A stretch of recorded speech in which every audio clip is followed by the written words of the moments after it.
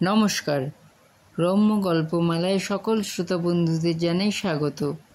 আপনাদের সাথে আমি রম্য মাইতি।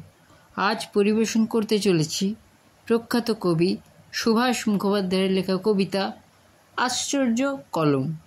ছবি সংগৃহীত। কবিতা পাঠে আমি রম্য মাইতি। আজকের কবিতা আশ্চর্য কলম। এই যে দাদা, এতদিনে বেরিয়েছে নতুন ফর্মুলায় তৈরি খলিফা চাঁদের আশ্চর্য কলম। খাই খাই। চোর, জোচ্চার, লোচ্চা, লম্পট, খাজা, খোজা, পণ্ডিত, মূর্খ, যে কেউ চোখ বুজে রাতারাতি লেখক হতে পারে।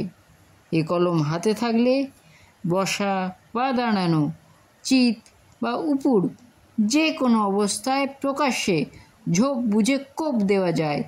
কোনো রকম তাকবাক বা রাগঢাকের দরকার হয় না। দিনকে রাত, সোজাকে কাত, হতাশকে হাত করতে এ কলমের জুড়ি নেই। মনে রাখবেন, নতুন ফর্মুলায় তৈরি খলিফা চাঁদের আশ্চর্য কলম। খাই খাই।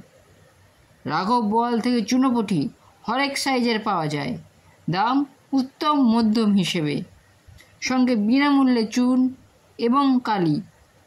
এ লাইনে যদি কোনো ভদ্রলোকের আবশ্যক হয় বলবেন। কেমন লাগলো আজকের এই কবিতা কমেন্ট বক্সে অবশ্যই লিখে জানান। কবিতাটি ভালো লাগলে লাইক এবং শেয়ার করতে ভুলবেন না।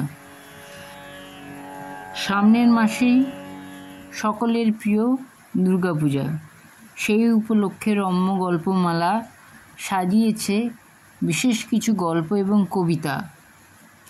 আগ্রহী শ্রোতারা আমাদের পাশে থাকুন। পরবর্তীকালে নিত্য নতুন নানা ধরনের গল্প কবিতা শুনতে যারা এখনও চ্যানেলটি সাবস্ক্রাইব করেননি, সাবস্ক্রাইব করে আমার পাশে থেকে উৎসাহ দিন। ধন্যবাদ।